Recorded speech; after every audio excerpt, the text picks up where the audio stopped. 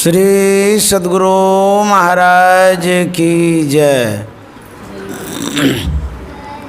श्री सद्गुरु महाराज की जय। श्री सद्गुरु महाराज की जय। नमामि अमित ज्ञान रूपम कृपालम अगम बोध दाता सुबुद्धि निधि विशालम क्षमाशील यति धीर गंभीर ज्ञानम धर्म कील दृढ़ तीर समधीर ध्यानम जगत त्राणकारी अघारी उदारम भगत प्राण रूपम दया गुण्य पारम नमो सद्गुरुं ज्ञान दाता सुस्वामी नमामि नमामि नमामि नमामि श्री सद्गुरु महाराज की जय। परमाराध्य सद्गुरु महाराज गुरुदेव महर्षि संत सेवी परमहंस जी महाराज गुलजार बाग पटना के प्रबुद्ध सत्संग प्रेमी महानुभाव माता एवं बहनों, आदरणीय श्री कृष्णनंदन बाबू के आवास पर यह सत्संग का कार्यक्रम रखा गया है, जिसमें उनके जो सुपुत्र हैं मनीष कुमार चौरसिया जी, उनका विवाह होने वाला है। उसी की शुभकामना के लिए, मंगल कामना के लिए हम लोग सत्संग में सम्मिलित हुए हैं। जीवन में जब सत्संग की घड़ियाँ आती है, सत्संग समुपस्थित होता है अथवा हम सत्संग में सम्मिलित होते हैं, वह घड़ी बड़ा ही महत्वपूर्ण होता है। क्योंकि जिस घड़ी में हम सत्संग करते हैं, जीव का समझिए सौभाग्य होता है जो सत्संग मिलता है। बड़े भाग पाइए सत्संगा, भाग्य से सत्संग मिलता है। बिना ही प्रयास हो ही भव भंगा। यह सत्संग ऐसे नहीं मिल जाता है, भाग्य से मिलता है। इसलिए हम लोग सौभाग्यशाली हैं जो सत्संग में सम्मिलित हुए हैं। जब हनुमान जी लंका प्रवेश करना चाह रहे थे, जो प्रहरी थी लंकिनी, वह हनुमान जी को रोकती है। राक्षसनी थी और जाने नहीं देती है। हनुमान जी प्रयास करते हैं, फिर भी जाने नहीं देती है। प्रयास के बाद हनुमान जी प्रहार करते हैं लंकिनी पर। एक मुष्टिका दी है उसको। जैसे ही हनुमान जी की मुष्टिका लगी, वो तो वज्र के समान उसकी मुष्टिका होती थी। राक्षसनी कहाँ से सह सकेगी। हनुमान जी के मुष्टिका से वह मूर्छित हो जाती है, गिर जाती है। और ऐसी नौबत आ गई कि वह रुधिर बमन करने लगी, मुंह से रुधिर निकलने लगा। एकाएक वो ख्याल करती है बीती बातों पर। उनके साथ जो घटना घटी थी वह स्मरण में हो आती है। लंकिनी सोचती है कि ब्रह्मा जी ने कहा था कि जब तुमको कोई बंदर हनुमान मारेगा तो मूर्छित हो जाएगी, तो समझ लेना कि लंका का विनाश नज़दीक हो गया है। एकाएक याद आ गया। उसके बाद वह लंकिनी राक्षसनी यह भी सोचती है कि ब्रह्मा जी ने तो कहा था कि वह साधारण बंदर नहीं होगा। जिस बंदर के मार से तू मूर्छित हो जाएगी, वह बंदर साधारण नहीं होगा, वो कोई भगवान का भक्त होगा। तब वह लंकिनी हनुमान जी के सामने क्या कहती है, पहले तो रोक रही थी, जाने नहीं दे रही थी। वह लंकिनी हाथ जोड़ती है और कहती है, तात स्वर्ग अपवर्ग सुख, धरिय तुला एक अंग, ताइन तूली सकल मिली, जो सुख लब सत्संग। अब कहते, हे भाई, आपका जो संग मिला अथवा सत्संग मिला, आपके संग से मुझे उस सत्संग का लाभ मिला जिस सत्संग से स्वर्ग की प्राप्ति होती है। यदि आपके संग को और स्वर्ग के सुख को एक तराजू पर तोला जाए तब भी वह बराबर नहीं होगा। आपका जो संग है, जो सत्संग है, स्वर्ग सुख से विशेष होगा। देखिए, यह जो सत्संग है, एक घड़ी आधो घड़ी आधो में पुनियाद, तुलसी संगत साधु की हरै कोटि अपराध। यदि एक घड़ी भी सत्संग हो जाता है, साधु का संग हो जाता है, कहता हरै कोटि अपराध, करोड़ों अपराध समाप्त हो जाता है। इसीलिए सत्संग से लागिर हो रे भाई, तेरी बिगड़ी बात बन जाए। सत्संग यदि मिल जाता है जीव को, उसका उद्धार और कल्याण हो जाता है। इसलिए हम लोग सावधान होकर के सुने और सत्संग को एकाग्रता पूर्वक सुनिए। और यदि हम ध्यान से सुनेंगे तब हमारे जीवन में काम आएगा। संत मत का जो सत्संग है उसमें यही सिखाया जाता है कि जितने धर्मावलंबी हैं सभी इस मत में समाहित हो जाते हैं, मिल जाते हैं। जैसे छोटी छोटी नदियाँ समुद्र में जाकर के समा जाती हैं, ठीक उसी तरह से जितने धर्म और संप्रदाय हैं संत मत में आकर के समा जाता है, एकमेक हो जाता, मिल जाता है। सभी धर्मों का यहाँ सम्मान किया जाता है, चाहे हिंदू हो, मुसलमान हो, सिख हो, जैन हो, बौद्ध हो, ईसाई हो, किसी भी मत को मानने वाले क्यों न हो, सभी इस मत में आकर के सम्मिलित हो जाते हैं, समाहित हो जाते हैं, मिल जाते हैं, एकमेक हो जाते हैं। तो संत मत साधारण मत नहीं है, यह समुद्र मत है। जब गुरु महाराज बाबा देवी साहब के निकट आए, एक बार बाबा देवी साहब ने गुरु महाराज से मौज में कहा था कि लाला, संत मत में आने के पहले तू किस मत में था? तो गुरु महाराज ने कहा था कि मैं दरिया पंथ में था। तो बाबा देवी साहब ने कहा था कि लाला, तू पहले दरिया पंथ में था, अब तू समुद्र पंथ में आ गया है। तो ये संत मत समुद्र मत है, समुद्र पंथ है। इसलिए हम लोग सौभाग्यशाली हैं जो इस मत से जुड़े हुए हैं। हम लोग गुरु महाराज के वचनों को सुन रहे थे, उसमें गुरु महाराज ने कहा था कि स्वावलंबी जीवन बिताओ।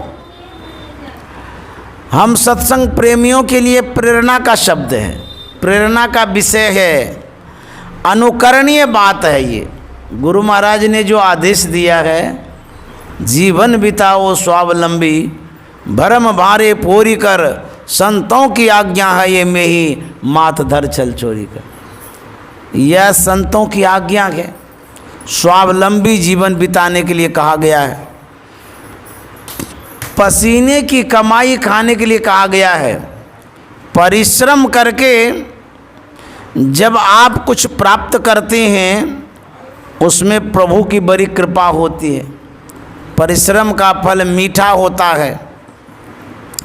जब गुरु महाराज मुरादाबाद गए थे तो बाबा देवी साहब ने कहा था गुरु महाराज से कि लाला तुम किस तरह से जीवन यापन करना चाहते हो, कैसे जीवन बिताना चाहते हो,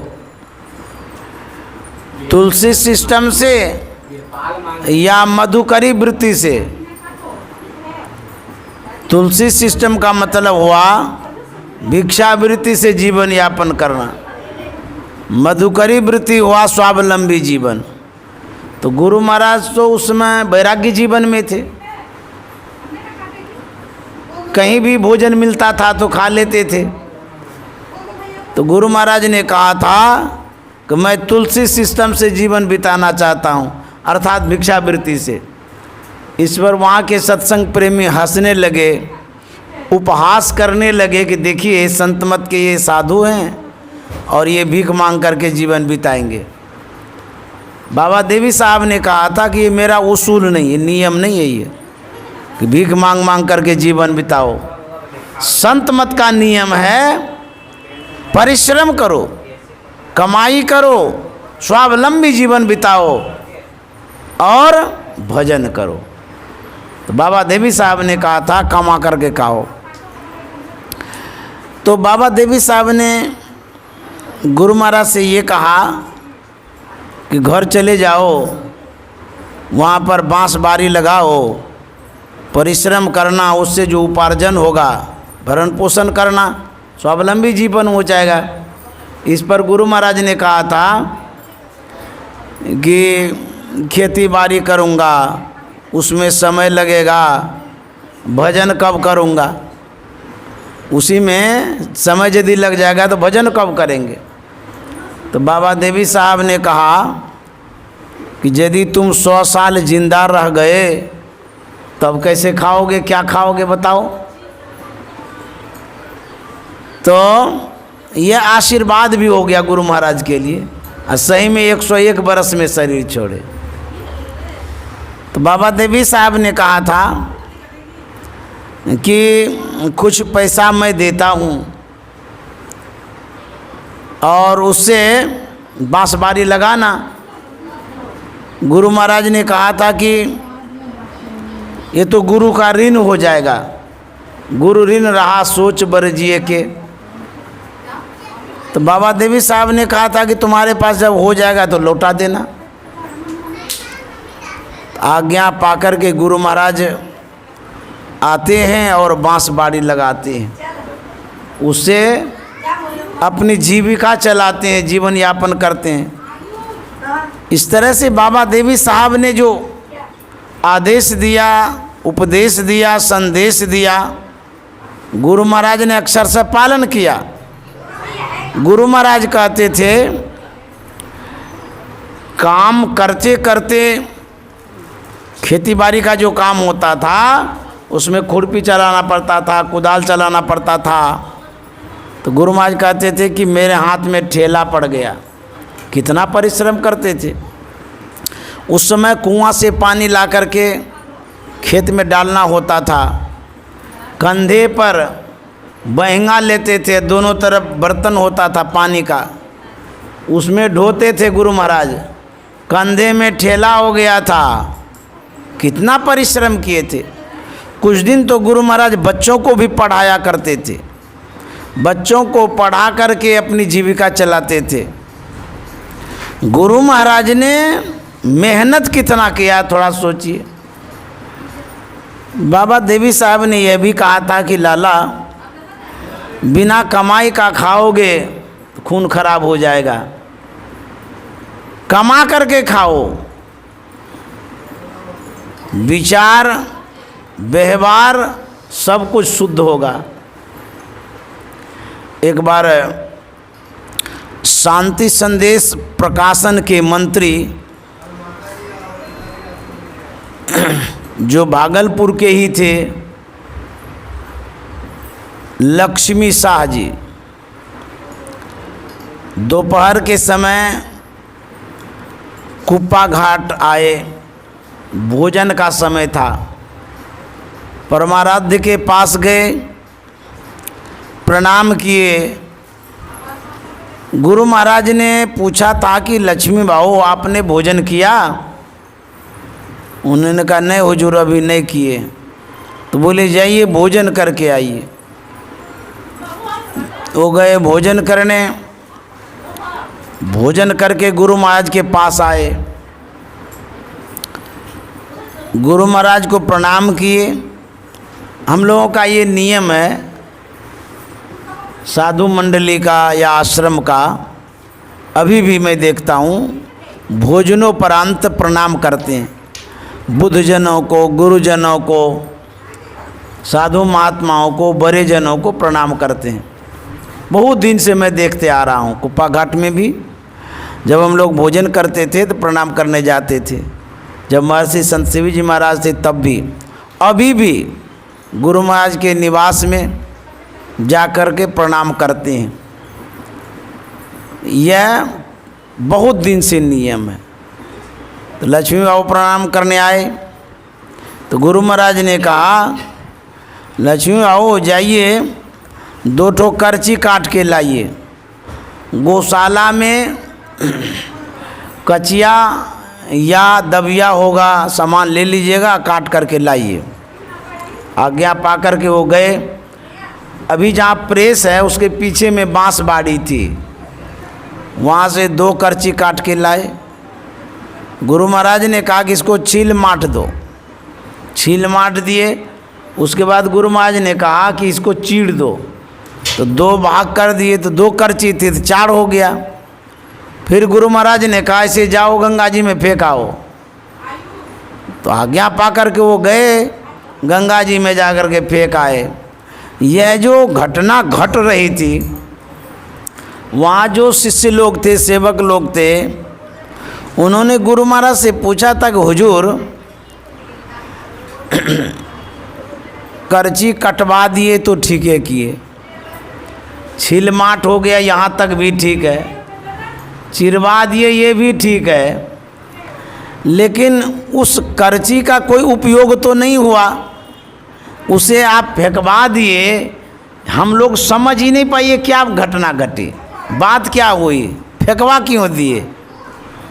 गुरु महाराज ने कहा कि लक्ष्मी ने भोजन किया आश्रम के चौका में, भोजनालय में,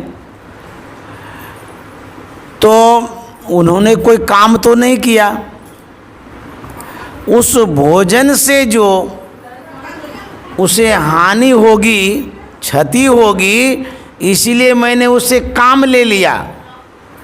वो जो काम लिया तो उस भोजन का जो दोष होगा वो कट गया, उसका दोष हम काट रहे थे, इसीलिए करची फेंकवा दिए। तो गुरु कैसे होते हैं देखिए, हमारे दोष को, दुख को दूर करते हैं। हमारे जीवन में संकट ना आवे, समस्या ना घेर ले, इसलिए वो कोई न कोई बहाना से, कोई न कोई युक्ति से हमें सुख की ओर ले जाते हैं। तो गुरु महाराज संकेत करते थे कि काम करके खाओ। आश्रम में परिश्रम करके खाना चाहिए, ऐसे खाने से खून खराब हो जाता। घर में भी यदि आप बैठे रहेंगे, पिता का, माता का भोजन करते रहेंगे, तो भी आपको दिक्कत हो जाएगी, शरीर खराब हो जाएगा, विचार खराब हो जाएगा। इसीलिए कहता है परिश्रम करके खाओ, जीवन यापन करो। एक महात्मा कुप्पा घाट आता है, घर के कारोबार रोजगार से ऊब जाता है। घर परिवार में तो जानते कितनी समस्याएं हैं, उलझन है, दुख कष्ट है, बहुत कष्ट होता है। वह घर में ध्यान तो करता था, लेकिन उनके मन में हुआ कि कुप्पा घाट में रहेंगे, खूब भजन करेंगे, वहाँ तो कोई काम नहीं होगा घर परिवार का, भजन करते रहेंगे।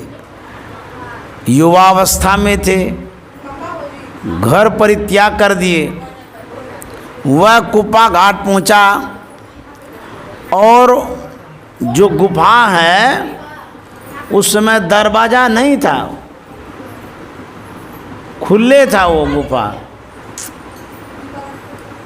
वह क्या करता है, गुफा में चला जाता है, ध्यान में बैठता है, दिन भर ध्यान में बैठता है, रात में भी बैठता है। जब उसे भूख लगती है मेस में जाकर के खाना खा लेता है, फिर चला जाता है ध्यान करने के लिए। बाहर वो निकलता ही नहीं है, इतना ध्यान कर रहा था। 1 दिन हो गया, 2 दिन हो गया, 3 दिन हो गया, कई दिन हो गया, रोज वो एकदम ध्यान में बैठा है, वैराग्य था। होते होते कई दिन हो गया, किसी ने उसे देखा तो जाकर के गुरु महाराज से कह दिया कि हुजूर, एक बैरागी महात्मा है, आश्रम में कई दिन से रह रहा है, वो कोई काम नहीं करता है, सिर्फ गुफा में घुसा रहता है। कभी कभी देखता हूँ बाहर आता है, खा लेता है, फिर गुफा में चला जाता है।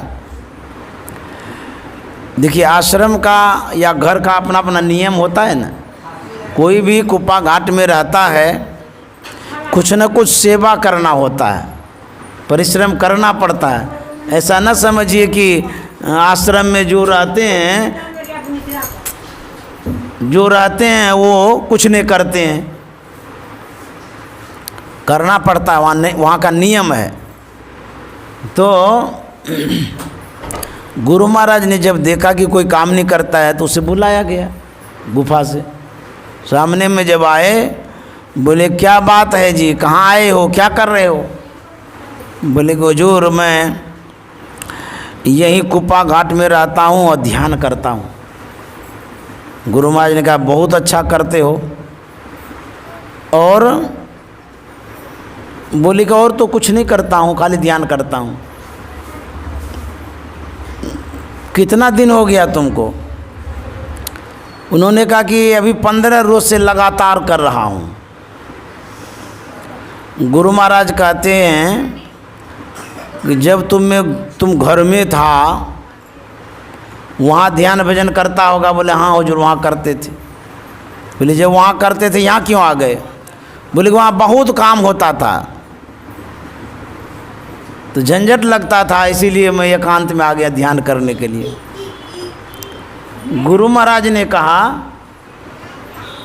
जब तू 15 रोज से ध्यान कर रहा है तो तू ये बतलाओ, घर में काम करते हुए समय निकाल करके ध्यान करता था, जितनी देर तुम ध्यान में बैठ पाता था घर गृहस्थी को करके, उसमें जैसा मन लगता था, अभी तुम आश्रम में रहते हो, खाली ध्यान ही करते हो, लगातार ध्यान ही कर रहे हो, 15 रोज हो भी गया, तो यहाँ जो तुम बैठे हो ध्यान करने में, यहाँ तो खाली ध्यान करते हो, यहाँ मन तुम्हारा कैसा लगता है? और घर में जो थोड़ी देर बैठा रहता था वहाँ कैसा मन लगता था? वो महात्मा ने कहा कि हुजूर, घर में जैसा मन लगता था वैसा अभी नहीं लग रहा है। यहाँ पर थोड़े देर बैठता था, जितना एकाग्र कर पाता था मन को, अभी मन एकाग्र नहीं हो पाया है उतना। तो गुरु महाराज ने कहा था कि सुनो, घर में भले बहुत काम होता है, अपना काम करते हो, खेती बाड़ी करते हो, घर परिवार का काम करते हो, कम समय मिलता जरूर है, लेकिन जितनी देर तुम बैठते हो वो 100% तुम्हारे परिश्रम का फल होता है वो। और तुम यहाँ जो बैठते हो, जितनी देर बैठते हो, वो तुम्हारी पूरी कमाई नहीं होती है, क्योंकि घर में अपना अन्न खाते हो, कमा करके खाते हो, भजन में बैठते हो, थोड़ी देर बैठते हो, जितनी देर बैठते हो जो पूंजी तुम्हारी एकत्रित होती है वो तुम्हारा अपना है। जब तुम आश्रम में आते हो भजन करने के लिए, आश्रम में यहाँ का जो भोजन है वह जो अन्न दान किया गया किसी गृहस्थ का है। गृहस्थ सद्भावना से श्रद्धा से दान करता है। उनके पास समय उतना नहीं है, ध्यान नहीं कर पाता है, बैठ नहीं पाता है, तो वह अन्न दान करता है, पैसा दान करता है, आश्रम में देता है कि साधु महात्मा खाएंगे तो हमको भी पुण्य होगा। तो यहाँ जो तुम दूसरे अन्न पर पल रहे हो, खा रहे हो, जी रहे हो, जिन गृहस्थों ने यहाँ पर दान किया है, जो कुछ भी दिया है उसका तुम उपयोग करते हो। जानते हो जितना तुम उपयोग करते हो उसमें 75% 12 आना तो गृहस्थ के पास तुम्हारा चला जाता है, परिश्रम का फल, ध्यान का फल। बचता है 4 आना। आश्रम में रहते हो और आश्रम में खाते पीते रहते हो, तो तुम जितना भी ध्यान करते हो 12 आना तो उधर ही चलेगा, 4 आना बचा। तो घर में जो ध्यान करता है तो 16 आना उसको बचता है, अब बाहर रह करके जो ध्यान करता है उसका 4 आना बचता है। तो जितना भी तुम कमाई करते हो, ध्यान करते हो, उसमें 4 आना तुम्हारा अपना है। इसीलिए घर गृहस्थी में रह करके यदि भजन करते हो, स्वावलंबी जीवन बिताते, तो किसी का तो दान नहीं खा रहे हो, अपना खा रहे हो। तो जो अपना खाता है उसका 16 आना भजन बनता है, और जो पराश्रित रहता है, दूसरे पर आश्रित रहता है, उसका 4 आना अपना होता है, 12 आना दूसरे के पास चला जाता है। तो इसीलिए गुरु महाराज कहते थे घर में रहो, भजन करो, संसार का जो काम है उसको भी करो। अवधू भूले को घर लावे, सोजन हमको भावे, घर में जोग भोग घरी में, घर तजी बन नहीं जावे, अवधू भूले को घर लावे। एक बार गुरु महाराज स्वावलंबी जीवन पर प्रवचन कर रहे थे। एक सज्जन गुरु महाराज से पूछ देते हैं कि हुजूर, जो आपका वेश है और जो आपका वचन है, दोनों में भिन्नता है, एकता नहीं है। तो गुरु महाराज ने कहा क्या कहने का मतलब है? उस सज्जन ने कहा था, आप जो बोल रहे हैं घर में भी भजन हो सकता है, ध्यान हो सकता है, मुक्ति प्राप्त कर सकते हैं, तो आप तो कह रहे हैं घर में भी भजन हो सकता है, लेकिन आप तो विरक्त जीवन में हैं, संन्यास जीवन में हैं। उपदेश तो आप कर रहे हैं कि घर में सब कुछ हो सकता है, लेकिन आप तो घर का त्याग कर दिए, परिवार का त्याग कर दिए। तो दोनों में तो भिन्नता है, आपके जीवन में और आपके वचन में। गुरु महाराज ने कहा तुम ठीक ही कहते हो। जिस समय मैंने गृह त्याग किया था, घर छोड़ा था, परिवार को छोड़ा था, उस समय ये बात मुझे समझ में नहीं आई थी कि घर में रह करके भजन कर सकते हैं, मोक्ष मुक्ति को प्राप्त कर सकते हैं।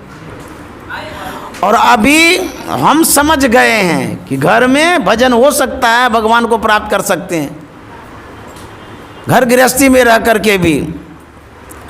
गुरु महाराज ने कहा अच्छा आप ये बतलाइए, हमारी जो अवस्था है, क्या ये अवस्था घर बसाने की है? बोले नहीं हुजूर, ऐसा नहीं है अभी।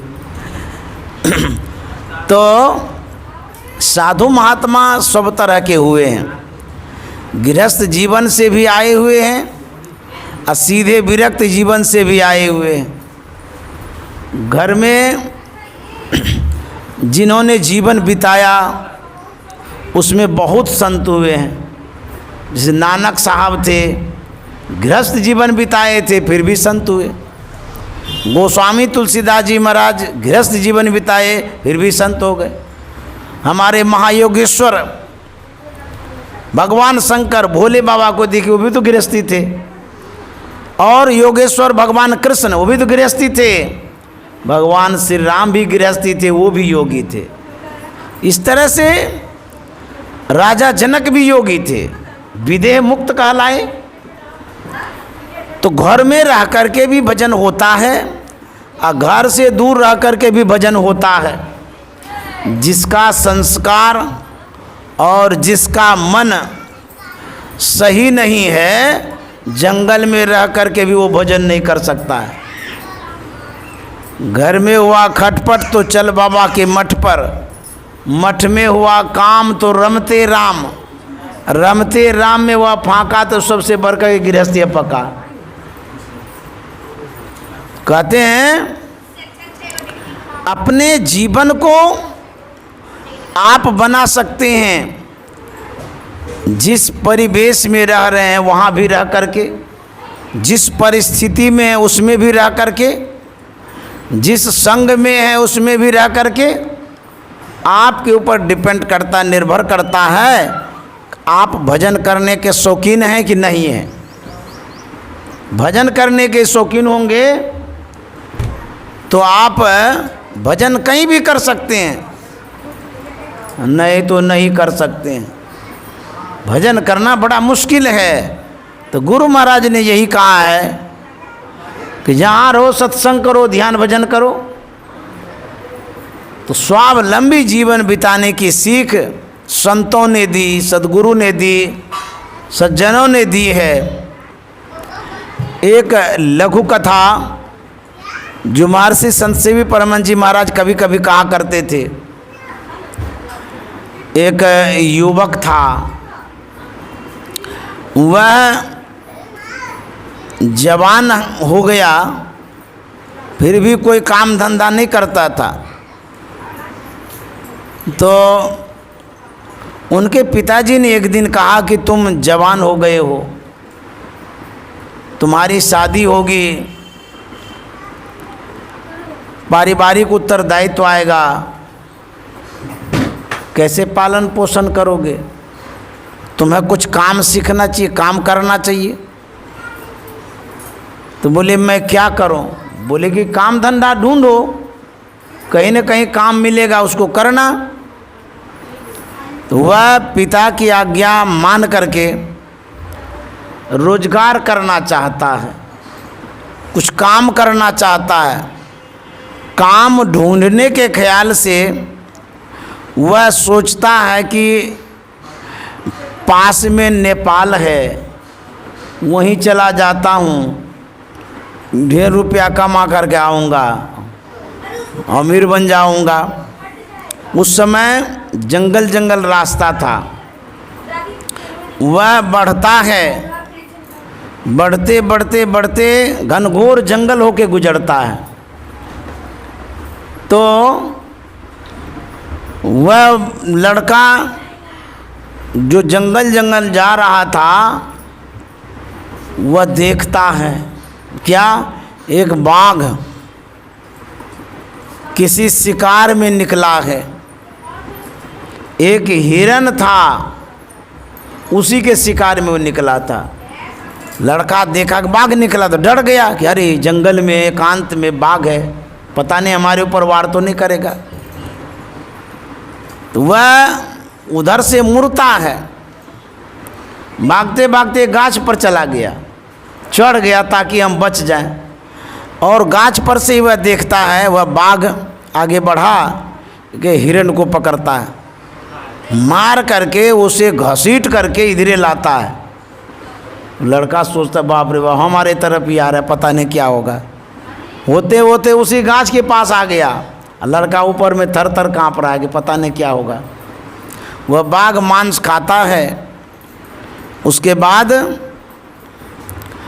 मांस का जो अवशेष भाग था छोड़ देता है। वो लोग ढोके तो नहीं ले जाएगा कहीं, पेट भर खा लिया बस हो गया।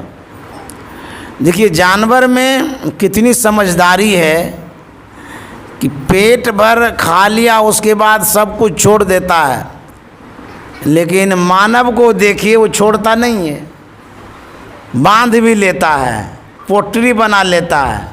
संतोष नहीं है मानव को। जानवर के अंदर में जितना संतोष है, मानव को संतोष नहीं। बाघ जमा नहीं करता है, बैल जमा नहीं करता, देखें बैल को जमा करते हुए, कहीं देखें कि मुंह में घास उठा उठा के रखता हो। हाथी भी जमा नहीं करता है, किसी हाथी को देखें कि केला का थम ढेर जमा किया हो, खाता जरूर है, खा खू करके उसके बाद निकल जाता है।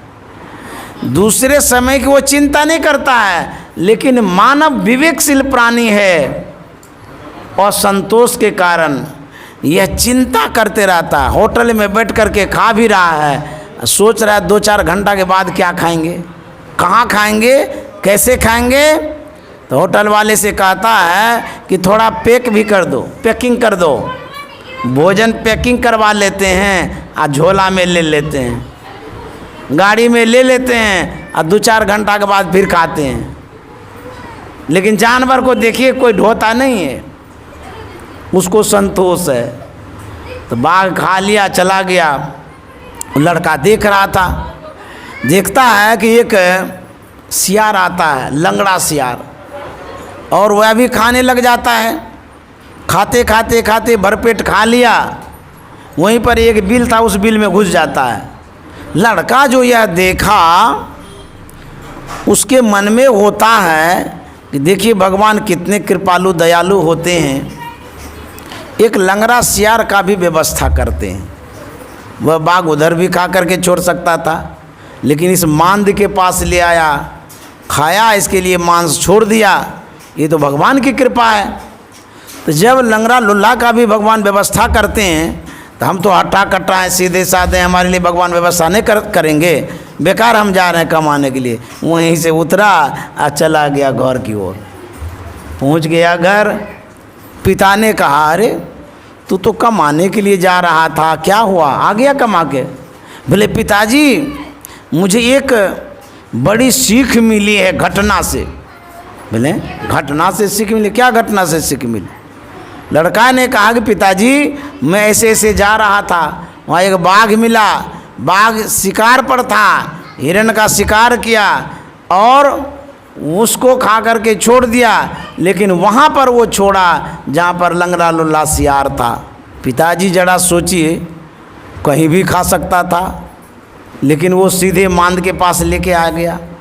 ये तो भगवान की कृपा है ना। तो जब भगवान लंगड़ा लुल्ला सियार का भी व्यवस्था करते हैं, तो हमारे जैसे हट्ठा कट्ठा के लिए व्यवस्था नहीं करेंगे। इसीलिए मैं घर आ गया। पिताजी ने जो सुना वो गुस्सा गया, बेवकूफ़ कहीं का, गधा, तुमको इस घटना से ये सीख मिली कि भगवान लंगड़ा लुल्ला का व्यवस्था करते हैं। इस घटना से ये सीख नहीं मिली कि बाघ के तरह पुरुषार्थ करो, कमाओ, जमा करो, अपने भी खूब खाओ और लंगड़ा लुल्ला में भी बांट दो। ये सीख नहीं मिली तुमको, हैं? ये सीख मिली कि नहीं कमाओ, पुरुषार्थ की सीख तुमको नहीं मिली। तो संत मत कहता है स्वावलंबी जीवन बिताओ, अपने कमाओ। जो दीन है, दुखी है, गरीब है, असहाय है, अनाथ है, उसके बीच में अपने पुरुषार्थ का, परिश्रम का फल बांटो। दान भी करो, पुण्य भी करो, तब न तुम वीर कहलाओगे। परावलंबी जीवन बिताओगे, तुम्हारा जीवन बेकार हो जाएगा। इसलिए संत मत कहता है स्वावलंबी जीवन बिताओ और परिश्रम से कमाई करो, अपने भी खाओ, दूसरे को भी खिलाओ। इसलिए हम लोगों को यह बात याद रखनी चाहिए, चाहे आप किसी भी जीवन में हों, परिश्रम जरूरी है। परिश्रम यदि नहीं करेंगे आपका जीवन बेकार हो जाएगा। पटना में गुरुद्वारा है और पटना के ही गुरु गोविंद सिंह जी महाराज हुए हैं। सिख में बहुत बड़े गुरु हुए हैं गोविंद सिंह जी महाराज। एक बार किसी भगत के यहाँ गए थे गुरु गोविंद सिंह जी महाराज। बड़े पैसे वाले थे, धनाढ्य व्यक्ति थे, नौकर चाकर था उनके पास। गुरु गोविंद सिंह जी महाराज का समय हो गया जल लेने का।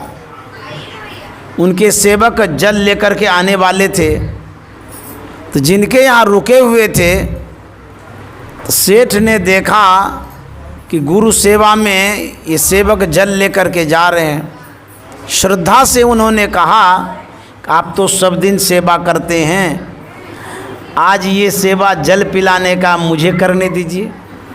तो बड़े आदमी थे, तो सेवक ने मान लिया, दे दिया गिलास उनको। वह सेठ जी बड़ी श्रद्धा से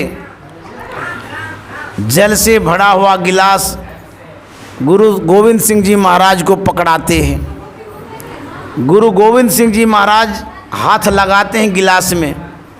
संजोग ऐसा होता है कि उंगली सट गई सेठ जी की उंगली में। तो गोविंद सिंह जी महाराज तार गए, भांप गए, जान गए। उन्होंने कहा कि सेठ जी आपकी उंगली तो बड़ी कोमल है, मुलायम है, और इतनी मुलायम उसी की उंगली हो सकती है जो अपने हाथ से काम नहीं करता हो। तो गुरु गोविंद सिंह जी महाराज ने कहा कि इतनी मुलायम उंगली उसी की होगी जो काम नहीं करता है। और सेठ जी ने कहा गुरु जी हमको कोई चीज़ की कमी है, हमारे पास नौकर है, चाकर है, जो मैं कहता हूँ आज्ञा के अनुसार सेवक सेवा करते रहता है, मुझे सही में काम करने का मौका नहीं मिलता है। तो गुरु गोविंद सिंह जी महाराज ने कहा जो अपने हाथ से अपना काम नहीं कर पाता है, ऐसे निकम्मे हाथ से मैं जल नहीं पीऊँगा। नहीं पिए और सिखाए कि अपना काम अपने से करो। महर्षि संत सेवी जी महाराज की सेवा में मैंने जो समय बिताया, कुछ देखे, कुछ सुने, कुछ समझे, जो कुछ मेरे संस्कार में था थोड़ा सीखे। मैंने देखा उनको, वो जितना काम कर पाते थे अपने से करते थे। जैसे वॉशरूम में जाते थे स्नान करने के लिए, तो अपने वस्त्रों को वो धोते थे, रोज उनका नियम था। तो कहेंगे कि आप लोग क्या करते थे? हम लोग भी धोते थे। जब हुजूर स्नान करते थे तो ऐसे पटक पटक करके धोती को, कुर्ता को पहले धोते थे, धो करके फिर निचोड़ते भी थे, फिर बाल्टी में रख देते थे। उसके बाद हम लोगों का काम होता था, बाल्टी ले जाते थे, सर्फ साबुन दे करके धोते थे। रोज का नियम था। इसलिए करते थे कि हाथ से कुछ काम होता है, ब्लड सर्कुलेट होता है, संचालित होता है, तो आपका स्वास्थ्य भी बढ़िया रहता है। वो चलते थे, तेजी से चलते थे, टहलते थे, वॉकिंग करते थे, रोज उनका नियम था। वो योगा भी करते थे, पूरे बॉडी का योगा करते थे, माथा से लेकर के पैर तक रोज हिलाते थे। वो जिस तरह से योगा किया जाता है, हाथ ऊपर करना, नीचे करना, चलना, पैर को मोड़ना, गले को घुमाना, इस तरह से अपने शरीर को पूरा योगा में जोड़ दिए थे। और इतना परिश्रम करते थे, सुबह से लेकर के शाम तक उनकी जो दिनचर्या थी, उस दिनचर्या को हम लोग जवान लोग होकर के भी नहीं निभा सकते हैं। घड़ी के टाइम से चलते थे। दर्शन देना हो तब, दीक्षा देना हो तब, किसी से जिज्ञासा समाधान करना हो तब, सत्संग में जाना हो तब, निरालस्य होकर के कार्य करते थे। अस्वस्थ अवस्था में भी मैंने देखा है वो भजन करते थे, समय पर बैठ जाते थे। ऐसे उन्होंने सिखाया है। और संत मत की यही सीख है कि परिश्रम करो, मेहनत करो। मेहनत करेंगे स्वास्थ्य भी बढ़िया रहेगा और दीर्घायु भी होंगे। जरा सोचिए, कुछ समय पूर्व, जिसको हम पुराना जमाना कहते हैं, पुराने जमाने के लोग अभी भी हैं, उनसे पूछिए जब भौतिकता का विकास उतना नहीं हो पाया था, बिजली का, मशीन का, संसाधन का, तब कैसे काम चलता था? पानी लेते थे तो कुआं से भरते थे ना, कुआं से भरते थे तो एक्सरसाइज होता था। 10 किलो 5 किलो का बाल्टी उठाते थे भरा हुआ पानी, तो योगा होता था ना। दिन में 2 बार या 3 बार गए पानी लाने के लिए, योगा हुआ। उसके बाद माथे पर भी बर्तन रखते थे, वहाँ पर एक्सरसाइज हुआ। फिर माताएं लोग मसाला बांटती थी, अभी भी बांटते हैं कोई कोई। अब तो मिक्सी हो गया, घुड़घुड़ा देते हैं, बस हो गया मसाला। आटा जाता में पीसते रहते थे, उखली में समाट से कूटते थे, गेहूं को, धान को, मकई को कूटते थे ना। कितना काम करना होता था। लेकिन अब सब मशीन वाला हो गया। आटा भी मशीन से, मसाला भी मशीन से, पानी भी मशीन से घोड़े में आ जाता है, टोटी खोलिए अब पानी मिल गया। इस तरह से जब हम मशीनी युग पर आश्रित हो जाते हैं, ये हमारा शरीर लोथ हो जाता है, बेकार हो जाता है। हम बीमार अधिक क्यों पड़ते हैं? इस शरीर से उतना काम नहीं लेते हैं, आराम तलबी जीवन बिताते हैं। विशेष रूप से आराम करना चाहते हैं, एसी में रहते हैं, धूप में नहीं जाना चाहते हैं। आजकल जब जांच कराइएगा, बहुत आदमी को विटामिन डी की कमी बता देगा डॉक्टर। पूछिएगा कि डॉक्टर साहब ऐसा क्यों होता है? वो डॉक्टर साहब कहेगा आपके शरीर में सूर्य की जो किरण है वो किरण नहीं लगती, इसीलिए कमी हो गई है। हम धूप में भी नहीं जाते हैं, धूप में भी जो लाभ मिलता है वो नहीं मिल पाता हमको। उस समय सब काम हाथ से करते थे, तो देखिएगा बीमार भी कम होते थे। बीमारी बहुत कम थी उस समय, लेकिन आज सब मशीन से हो गया है काम, मशीनी युग आ गया है, तो बीमार भी अधिक होते हैं। जब घर में लोग होते हैं तो एक दूसरे को हम यही कहते हैं कि वो काम करेगा तो वो काम करेगा। हम करना नहीं चाहते हैं, आराम करना चाहते हैं, सोचते हैं कि आराम करेंगे तो अच्छा होगा, लेकिन विशेष आराम जो है वही हराम हो जाता है। काम करिए, गुरु महाराज ने काम किया, हम लोगों को वही बतला रहे हैं कि परिश्रम करिए। जब परिश्रम करेंगे तो उसका फल मिलेगा। तो जितना हम निकम्मा बने रहेंगे उतनी बीमारी होगी। इसीलिए संत महात्मा कहते हैं घर गृहस्थी का काम हो या आपके ऊपर कोई उत्तरदायित्व हो, बखूबी निभाइए, अच्छे से करिए। परिश्रम करने से जितना जी छुड़ाएंगे आप उतने कमज़ोर हो जाएंगे, सभी तरह से बीमार हो जाएंगे, अस्वस्थ हो जाएंगे। आपका ही शरीर है, बिना काम का वह शरीर बोझिल हो जाएगा, बोझा जैसा हो जाएगा। जैसे गाड़ी है, उसको चलाइए नहीं तो क्या होगा। आश्रम कुप्पा घाट में एक महात्मा ने 4 व्हीलर लिया है, गाड़ी लिया है, उसका प्रोग्राम होता नहीं है तो गाड़ी चलाएंगे कैसे? खर्चा भी तो होता है चलाने में। होते होते हुआ क्या, एक दिन मैं भी उस गाड़ी से जा रहा था कहीं, वो जो विक्रमशिला पुल है, शुरुआती दौर में ही वहीं गाड़ी उनकी बैठ गई, बंद हो गई। अब जो गाड़ी बंद हो गई, स्टार्ट नहीं हुआ। फिर गाड़ी को साइड किया गया, बैटरी को चेक किया गया तो बैटरी बैठ गया। अब उस गाड़ी को छोड़ना पड़ा, आश्रम की गाड़ी थी फिर भी छोड़ना पड़ा, बस पकड़ करके गए। तो मैंने पूछा कि ऐसा क्यों हुआ? उस व्यक्ति ने कहा बैटरी की इसलिए बैठ गया कि इसको चला ही नहीं बीच बीच में, तो बीच बीच में यदि नहीं चलाइएगा तो गाड़ी की बैटरी बैठ जाती है।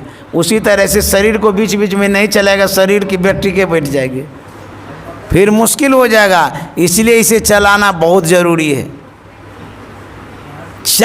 चलते रहिए, चलते रहिए। इसलिए संतों ने कहा इस शरीर को काम में लगा के रखोगे, संचालित रहेगा, क्रियाशील रहेगी, काम करेगा। और जितना इसे बैठा के रखोगे उतना ये और बैठ जाएगा। ऐसा बैठ जाएगा कि उठना ही बड़ा मुश्किल है, गैरेज में भी ठीक नहीं होगा। तो संतों ने यही कहा कि जीवन स्वावलंबी बिताओ, काम करते रहो। हम लोगों को गृहस्थ जीवन में भी इस बात का ख्याल रखना होता है कि हम घर के कारोबार को किस तरह से संचालित करें, किस तरह से घर को आगे बढ़ावें।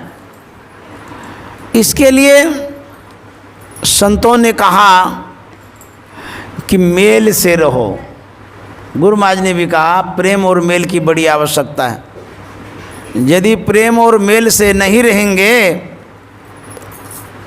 तो घर स्थिर नहीं रहेगा, टिकेगा नहीं, बेघर हो जाएगा, खराब हो जाएगा।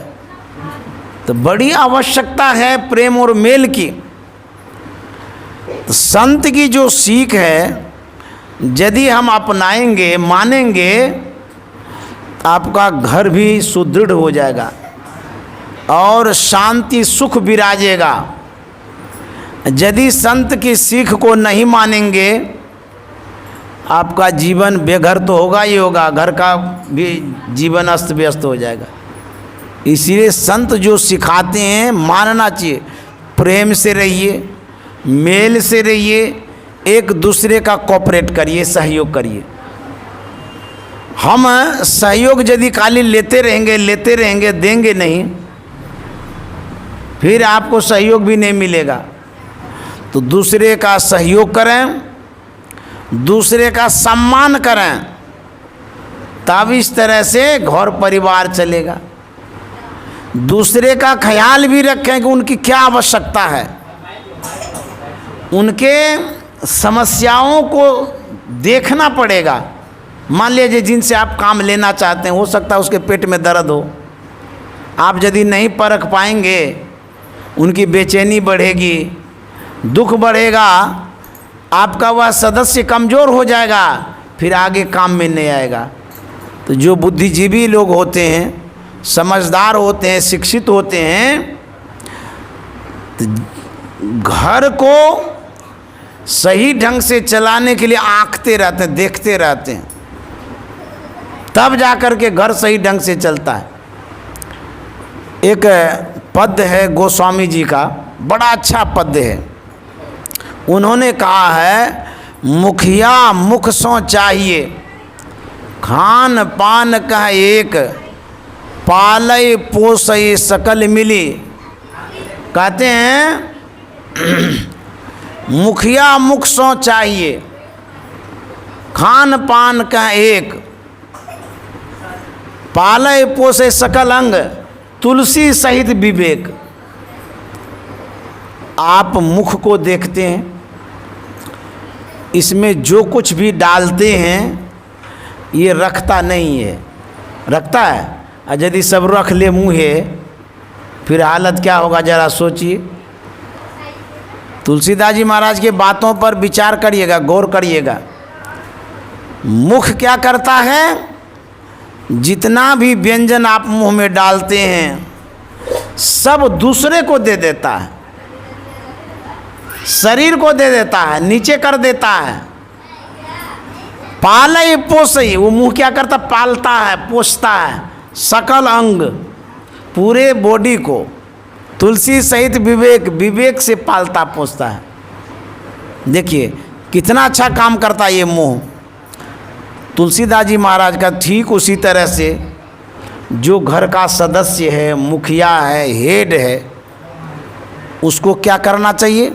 उनके पास जो कुछ भी आता है सभी प्रजाओं में बांट देना चाहिए बराबर बराबर, जैसे मुख करता है। जब प्रजाओं में बांट देंगे तो प्रजा खुश रहेगी, तब ना सहयोग मिलेगा।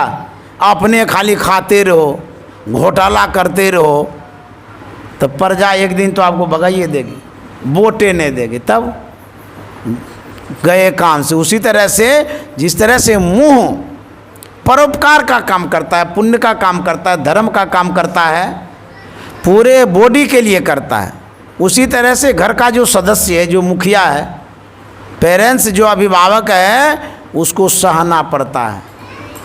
उस सहेंगे तब जा कर के उसका घर गृहस्थी बढ़िया से चलेगा। ऊब जाएंगे तो घर बढ़ा जाएगा। अपने सह करके सहयोगियों को मदद करना होता है। इस तरह से तुलसीदास जी महाराज कहते हैं मुखिया का यही काम है, जो हेड होता है, सह करके दूसरे को सहयोग करना पड़ेगा। जो सहता है उनकी बनती है, जो सहना नहीं जानता उसका सब कुछ बिगड़ जाता है। तो यह उपदेश और संदेश संतों ने जो दिया है, इसको अमल में, आचरण में लाना चाहिए। संतों ने यही कहा है कि प्रेम से रहो, मेल से रहो, मिल के रहो। घर गृहस्थी में मिल कर के रहने की बड़ी आवश्यकता है। आप फूल एकत्रित करते हैं, पात्र में फूल होता है, जब तक अलग अलग होता है उसकी संज्ञा फूल की होती है। जब वह फूल धागे में गुथा जाता है उसकी संज्ञा बदल जाती है, माला हो जाता है। फूल तो वही है, लेकिन दूसरे का जो संग हुआ, धागे का जो संग हुआ, इसीलिए वो माला हो गया। उसी तरह से घौर परिवार में यदि आप अकेले अकेले रहेंगे, आपका महत्व उतना नहीं बढ़ेगा। मिलकर के रहेंगे, प्रेम से रहेंगे, जुड़ के रहेंगे, तो आपकी संज्ञा दूसरी हो जाएगी, महानता की हो जाएगी, विशेषता की हो जाएगी। इसलिए गुरु महाराज ने यही कहा कि मेल से रहो, प्रेम से रहो। आप जिस कपड़े को धारण किए हैं, देखें उसमें एक एक धागा होता है, नहीं देखें तो देख लीजिएगा, किसी कोने से निकालिएगा एक धागा निकलेगा पतला जैसा। वह धागा जब तक अलग था धागा कहलाता था, जैसे वो जुड़ गया वो कपड़ा कहलाने लगा। अच्छा, एक धागा से आप अपने अंग को ढक सकते हैं? एक धागा से किसी तरह का अंग ढक सकते हैं? नहीं ढक पाएंगे। वही धागा जब जुटता है तो कपड़ा हो जाता है, और कपड़ा होने के बाद वही आपके अंग को ढक लेता है। कितना इज्जत बचाता है वो कपड़ा। उसी तरह से घर में यदि मिल कर के रहेंगे तब तो आपकी इज्जत बची रहेगी, बनी रहेगी, और यदि मिल कर के नहीं रहेंगे तो सब इज्जत उघड़ जाएगा। तो गुरु महाराज ने यही सिखाया है कि मिल कर के रहो, प्रेम से रहो, एक दूसरे का सहयोग करो, मदद करो। इस जीवन का क्या ठिकाना है, कब मर जाएंगे। तुलसी दास जी महाराज ने एक एक जो सीख दी है, काम की है, आचरण में उतारने की है। तुलसीदास जी महाराज कहते हैं तुलसी या संसार में भांति भांति के लोग, सबसे हिल मिल के रो नदिया नाव संजोग। तुलसीदास जी महाराज कहते हैं इस संसार में भांति भांति के लोग होते हैं, बहुत तरह के लोग होते हैं, बहुत विचार के होते हैं, बहुत व्यवहार के होते हैं, बहुत रंग रूप के होते हैं। जब आप कभी नदी पार करते हैं नाव से, नाव पर बहुत सारे यात्री होते हैं, आप भी होते हैं, यात्री भी होता है। जितने यात्री नाव पर हैं, जब आप गपशप करते हैं, बातचीत करते हैं, तो संबंध भी जोड़ लेते हैं, मित्रता भी निभा लेते हैं। बातचीत करते करते नदी पार कर जाते हैं, सभी यात्री अपने अपने गंतव्य की ओर जाते हैं, अपने अपने घर चले जाते हैं, जहाँ जाना होता वहाँ चले जाते हैं। जरा सोचिए, उसी नाव से यदि आप पुनः पार होना चाहते हैं तो क्या जितने यात्री आपके साथ उस बार पार हुए थे उतने यात्री आपके साथ पार होंगे? वही सब असंभव है। क्यों? कितने तो मर गए, कितने कहाँ चलेंगे गए, कोई ठिकाना नहीं है। आपको ज़रूरत हुआ तब ना आप पार हो रहे हैं, दूसरे को ज़रूरत नहीं होगा तो दोबारा हो सकता है वो नहीं आवे। तो एक नाव से एक बार जो आप पार हो गए, दूसरी बार उतने आदमी के साथ आप पार नहीं हो सकते हैं। ठीक उसी तरह से तुलसीदास जी महाराज कहते हैं यह जो संसार है नदिया नाव संजोग है। कोई किस योनि से आए हैं, किस जन्म से आए हैं, किस संस्कार को लेके आए हैं, कोई पता है? जो हम एकत्रित हुए हैं, चाहे घर में, परिवार में, समाज में, देश में, ये नदिया नाव संजोग है। एक बार यदि बिछुड़ जाएंगे फिर मिलेंगे कि नहीं मिलेंगे असंभव है, नहीं है मिलेंगे। जैसे नदी पार होने के बाद मिलन नहीं होता है, उसी तरह से एक बार मर जाने के बाद फिर मिलन नहीं होगा। तो क्या करना चाहिए? तुलसीदास जी महाराज सिखाते हैं इसीलिए हिल मिल के रहो, मिल के रहो, प्रेम से रहो, एक दूसरे का सहयोग करो, यही तो संत सिखाते हैं। लेकिन हमारी जो मूढ़ता है, मूर्खता है, अज्ञानता है, हमारे अंदर में जो भूत बैठा है वो मिलने ही नहीं देता है। आन बान शान में रहते हैं, अपने आप को रावण समझते हैं, कैसे मिलने देगा? भीतर में जो बैठा हुआ है कोई दुष्ट आदमी, विचार हमारा खराब हो गया है। इसीलिए संत के संग में जब जाएंगे तो विचार शुद्ध होगा। एक बार दुर्योधन से पूछा था कि दुर्योधन तुम इतना अनर्थ अन्याय क्यों कर रहे हो? तुम्हारे समझ में बात नहीं आती है जो कत्ल कर रहे हो, अन्याय कर रहे हो, इतना तो नहीं करना चाहिए तुमको, क्यों कर रहे हो, क्या बात है? दुर्योधन ने क्या जवाब दिया था कि मुझे पता है धर्म भी, अधर्म भी, पाप भी, पुण्य भी। तो फिर कहा तुम क्यों करते हो? तब जब समझते हो फिर भी क्यों करते हो? दुर्योधन ने बहुत अच्छा जवाब दिया था, जनामि धर्मम नच में प्रवृत्ति, जनामि अधर्मम नच में निवृत्ति। इसका मतलब हुआ मैं धर्म को जानता हूँ लेकिन मेरी प्रवृत्ति नहीं है धर्म की ओर, मैं उस ओर नहीं मुड़ पाता हूँ। जानता जरूर हूँ लेकिन मेरी प्रवृत्ति नहीं है उस ओर मुड़ने की। मैं अधर्म को भी जानता हूँ लेकिन अधर्म के ओर से मेरी निवृत्ति नहीं है। अब बुझिए, ये भी एक संस्कार ही तो है। जानते हुए भी उस कुकर्म को करता है, अन्याय को करता है, अनर्थ को करता है। दुर्योधन ने कहा था मेरे अंदर में कोई ऐसी चीज है जो मुझे गलत की ओर संचालित करते रहता है, बढ़ाते रहता है। मेरे अंदर में कोई ऐसा चीज है जो मुझे धर्म की ओर जोड़ने नहीं देता है। और भीतर में क्या है कौन देखा है? लेकिन हम लोग यही जानते हैं संस्कार होता है भीतर में। संस्कार जन्मों जन्म का होता है। पापों के संस्कार जन्मों के मेरे हैं जो दया कर क्षमा कर मिटाना, गुरुमम सूरत को गगन पर चढ़ाना। ये जो संस्कार है यही हमको धर्म और अधर्म की ओर प्रवृत्त करता है, जोड़ता है, ले जाता है। बहुत आदमी ऐसे होते हैं जानते हुए भी गलती करते हैं। परिवार में भी ऐसा बोलते होंगे, देखिए ये सब समझता है, पढ़ा लिखा है, फिर भी ये गलती करता है। तो वह जो संस्कार है, जिस खराब संस्कार के कारण गलत कदम उठा रहा है, उसी संस्कार को परिशुद्ध करने के लिए ये सत्संग की आवश्यकता है। सत्संग कराते रहना चाहिए, करते रहना चाहिए। इससे क्या होगा, हमारा संस्कार जो है उत्तम होगा, शुद्ध होगा और हम अच्छे संस्कार की ओर बढ़ेंगे। इसीलिए गुरु महाराज ने कहा सत्संग नित्य और ध्यान नित्य रहिए करत संलग्न हो, व्यभिचार चोरी नशा हिंसा झूठ तजना चाहिए। श्री सद्गुरु महाराज की जय। मैं गुरुदेव से प्रार्थना करता हूँ कि जिन लड़के की शादी है मनीष बाबू की, उनके लिए शुभकामना मंगल कामना करता हूँ।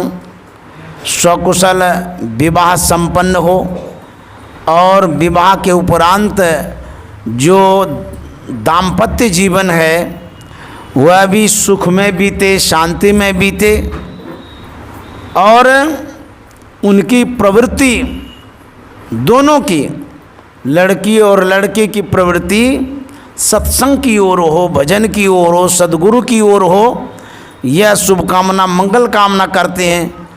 हमारे जो आदरणीय कृष्णनंदन बाबू हैं उनके लिए भी मैं शुभकामना मंगल कामना करता हूँ। परिवार में सुख और शांति बनी रहे और सभी कोई भगवत भजन करते रहें। हमारे बीच में जो पटना के प्रबुद्ध सत्संग प्रेमी आए हुए हैं उनके लिए भी शुभकामना मंगल कामना करता हूँ। ये लोग भी सत्संग भजन करते रहें और गुरु महाराज के ज्ञान से लाभ लेते रहें। श्री सद्गुरु महाराज की जय।